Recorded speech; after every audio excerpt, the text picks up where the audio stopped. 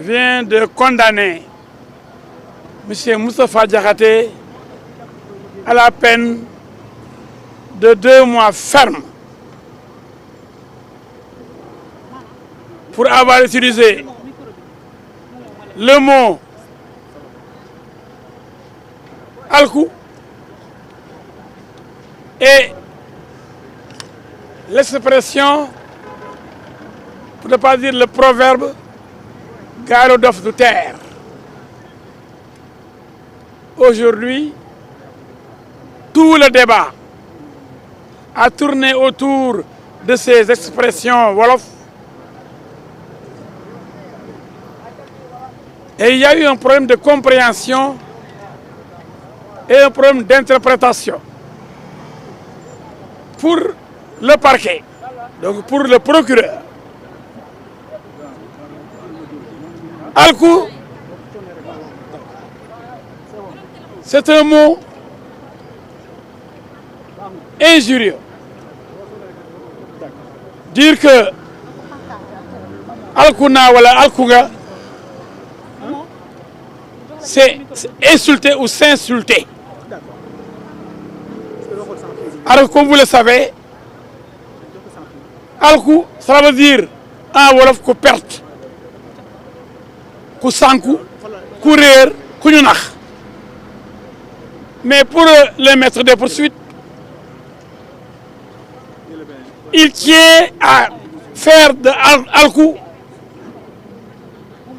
une expression, un mot injurieux, une insulte. Il est accusé d'avoir tenu des discours contraires aux bonnes mœurs, mais lui, devant le parquet, il déclare que l'acte d'accusation a été modifié. Est-ce que vous confirmez? Laissez-moi terminer. Donc, on l'a condamné pour ces expressions qui ne sont même pas comprises pour moi par le parquet. Quand il répond pour dire que quoi alku rek mooy def lii mooy ku xamul li mu wax, donc il dit que c'est celui qui ne comprend pas, qui a été dupé, qui a été arnaqué ou qui a été escroqué politiquement, seul qui peut voter pour Pastef. Mais c'est une analyse, parce qu'il est parti du projet inexistant qui aurait été écrit par 4000 cadres. Il a dit que c'est du vent, parce que le projet a été écrit bien après la prise du pouvoir. Et pourtant, les gens, malgré cette tromperie, sont revenus pour voter pour l'auteur de ce projet qui était du vent.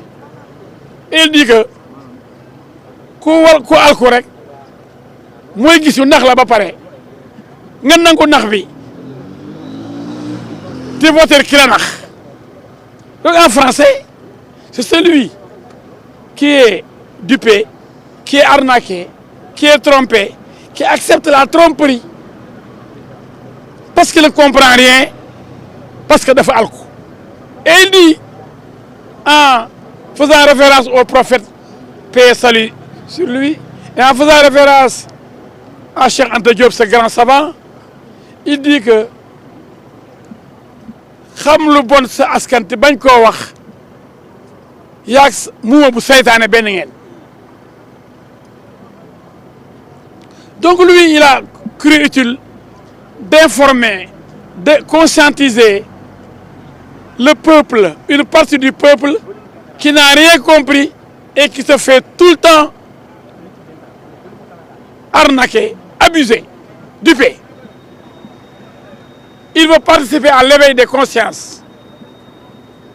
C'est pourquoi aujourd'hui, il dérange en expliquant aux Sénégalais, en essayant de leur montrer comment on les trompe, comment on les manipule. Il dérange naturellement l'auteur des manipulations et ceux qui bénéficient de ces manipulations. Et aujourd'hui, le tribunal de Dakar a condamné M. Moustapha Diakhaté pour avoir prononcé ces mots, Gallo Dof du Terre et alku. Et comme vous l'avez vu, monsieur le procureur, je l'aime bien, mais il ne comprend pas bien le Wolof, même pour dire alku, il dit alaku. Chaque fois qu'il prenait la parole, il dit alaku. Je lui ai dit que, monsieur le procureur, vous-même, vous ne parlez pas bien Wolof, parce qu'à la place de alku, vous avez passé tout votre temps pendant votre réquisitoire à ne parler de alaku, alaku, alaku, au lieu de alku. C'est-à-dire que même vous ne comprenez même pas le Wolof. En tout cas, vous ne le comprenez pas très bien. Et tout le monde n'est pas Wolof. Moustapha Diakhaté est un Wolof pur. Un descendant de Khalima Diakhaté Kara. Ceux-là qui parlent le vrai Wolof.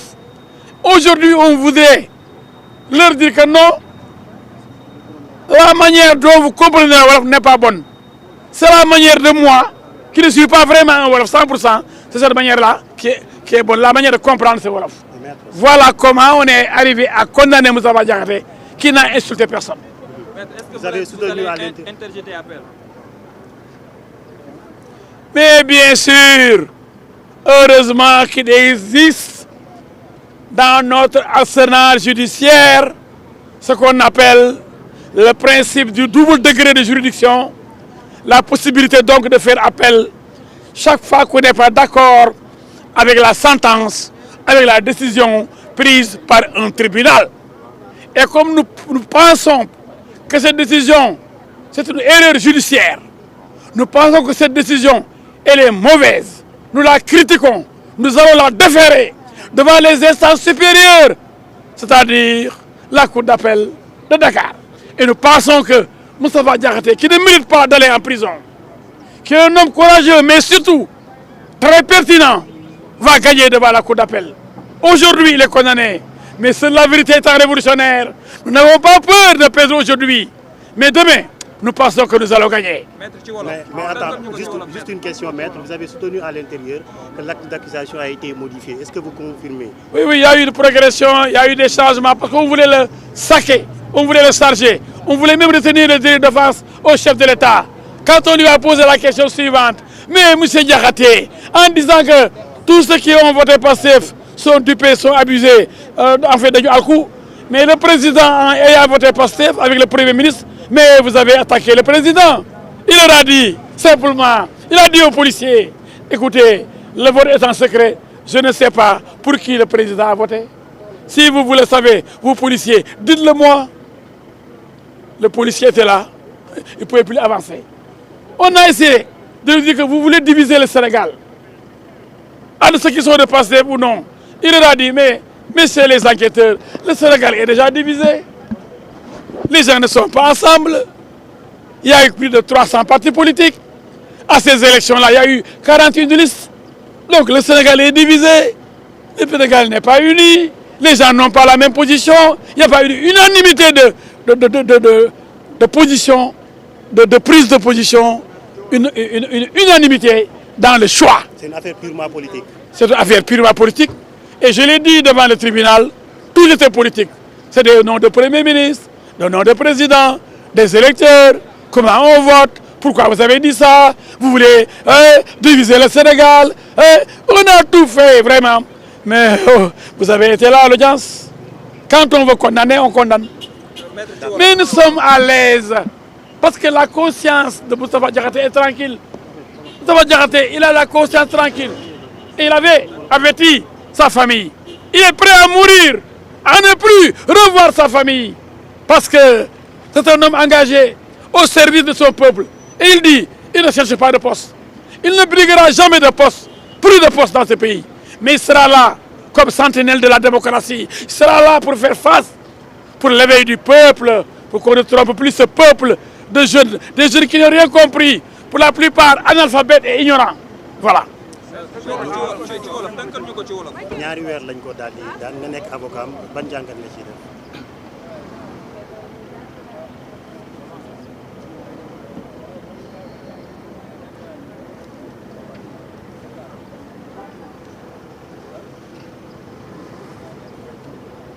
ñaari weeri kaso ndax borom xam-xam nga ci ni nga xamee ñeneen ñi xamee wuñ noonu waaye léegi Sénégal de mën nga wax benn benn wax ñu ne waroo koo wax dañ lay tëj ñu ne la wax bi saaga la ñu ne alku saaga la alku mooy ku sànku ku perte ku sa portable réer nga bàyyi ko ci taxi dem sa kër yegg yee sànku naa wuy alku naa sama téléphone bi sama yëpp ci la nekk est-ce que da nga saaga sa bopp da ngaa perte wuy alku naa wuy suba jabar bàyyi na ma moom laa yaakaaroon léegi nabatu ma wuy alku naa fan laa jëmati wuy sama doom ji ma yaakaaroon jóge na fi dee na te moom ma yore woon wuy alku naa mais qu'est-ce qui est injurié lan moo ci nekk saaga waaye man Sénégal dama jommi alku daal lañ tudd rek ñu ne wuy nañ ko jàpp tëj nee na ñi wotal Pastef dañoo alku kon dafa saaga waa Pastef loolu da lañu wax moom nag nee na ñi wotal Pastef mooy ñi nga xam ne da leen a yërëm mooy da leen a nax ñu naan projet bi bañ gëm ko di ci dee bañ fal waa Pastef ñu ñëw ci nguur gi dégg ni ñu ngi soog a bind projet bi di ko bind ba temps yi lañ pare mu ne malgré tout ça ndax bi leen nax ñëw wote waa teel ñi la naxoon ki leen waxoon ni dafa feebar ba def grève de la faim leen dama leen doon nax ma lee dama doon caaxaan malgré ça ñëw wote waatal ko mu ne waaw réew mi ndax réew mi ñii alku wuñu ndax ko alku rek la ñuy nax mu nangu ñu nax ko naxaat ko mu nangu jaay ko projet bu amul nee na ngelaw la woon du vent ñu dem conseil des ministres nañ bindal projet bi dañ bind projet ko projet masul am waaye nga woteelaat kooku Moustapha Diakhaté ne man de réew mu alku mu xamul dara moo xam ne xale yi jàngalu ñeen mag ñu bëri xamuñu dara jànguñu ay ignorant moo fi bëri ba tax jël géej gi ndox mi di dee ndax bu ñu amoon xam-xam duñ dee ci ndox mi xale yi xam ne junni da ngi dee ci ndox mi chaque jour bu ñu yeewoo ñu ne téeméer dee na ñaar téeméer dee na waaye ñàkk xam tax xale yi ñoom dem di dee rek ndeysaan mel ni dee bi caaxaan la mel ni ndox mi daal caaxaan la fowukaay la loolu nag réew mu amul xam-xam moo koy def Moustapha Diakhaté rek dafa bëgg yee askan bi yee xale yi waru waa Pastef ni yéen dañ leen ndax waaye ñibbi si leen dellu si leen bàyyi leen Pastef bi leen di nax ngir yàlla yeewu leen naxaamaay bi ëpp na kañ ngeen di yeewu looloo métti nag suba gars yi ñu ne kii nii buñ ko tëjul dana yee Sénégal yëpp ba ñu bàyyi ñu te bu ñu bàyyee ñu ñàkk nguur gi kon nañuy dee kon nañ ko téye rab tëj duma ëllëg keneen ku bëgg a yee Sénégal yi lu ma fi wax dina ma jàpp loolu nag mënul am loolu léegi moo am mais di leen def appel ba que ñaari weeri kaso pour benn cadre ancien ministre ancien député ancien président groupe parlementaire Benno Bokk Yaakaar ancien banquier de la BCEAO am xel am xam-xam Cheikh Anta Diop formé ko RND mu dégg wolof dégg ngeen leen toujours booy wax ñuy wax seen affaire yi loolu day wane ni yaruñu seen waa xale yi xale yu yaru daawoo ñu mel nii waaye ku xamul dara képp nekk seen bopp yi ñooy wër di wax gis leen de yéen a déggati ñoom daal maandu du leen faal dama lay wax si yàlla moo leen weer lii lañ bëgg ñoom Moustapha Diakhaté rek lii la bañ yee xale yi les ignorants les moutons les manipulés loolu la Moustapha Diakhaté bañ ñu ne ko rek ba bàyyi ñu suñu xale yi xamul dara suñu xale yi bu leen yee boo leen naree yee tëj la ñaari weer kon dinañ def appel bu demee coup d'appel gëm nañu dinañ gagné gëm nañ ni coup d'appel tax suñu yoon moo ñu mbay boo buñ la attee te d'accord loo ngay yéeg ci kaw du dëgg boo yéegee ci kaw ñu xoolaat ni waaye kii de alku la wax ak gaara daf tu teer ñaar yooyu de boo tax ñu jàpp ko tëj ko Sénégal fu ñu jëm ku fi waxate alku ñu yóbbu la prison dama taxaw biir tribunal bi may plaider ma ne sama xarit Ibrahima Mbengue met Ibrahima Mbengue yow da nga alku mu ne ma non xanaa kon saaga wu ma ko nee naa ko da nga alku yow Ibrahima Mbengue xanaa xam ne kon saaga wu ma ko mais acte d'accusation yow alku nga mu ne ma non hélas ma ne ko dama laa saaga mu ne saaga woo ma exemple bu gën a leer noonu mën na am pour dire que alku du saaga dama ne maître Ibrahima Mbengue avocat yi dama ci salle bi maître Mbengue yow da ngaa alku yow mii boo masul da ngaa alku est-ce que dama laa saaga mu ne non loolu saaga woo ma di alaaji ma ne procureur déggal li yow mi ne alku koo ko wax ni da nga kaa saaga damaa fàtte sama portable sama kër wala sama taxi ni wuy alku naa fàtte naa portable yi da ngaa saaga sa bopp kon gàll datu teer mooy li nga defoon defaat ko ndax xamuloo dara ba léegi yaa ngi dem di tëjëx tëjëxi rek ñu ne loolu aussi da ngaa saaga nit ñi ndax dafa contraire aux bonnes mœurs ah loolu war a ko wax ci dañ koy aay ko wax loolu dañ koy aay ci réew mi gàll datu teer dañ koy aay gars yi tey laa jommi tey maa jommi dëgg nag tey. maître da nga ne affaire bi c'est purement politique. waaw bu may way tamit yow bu dul politique lan la. bu dul politique lan la.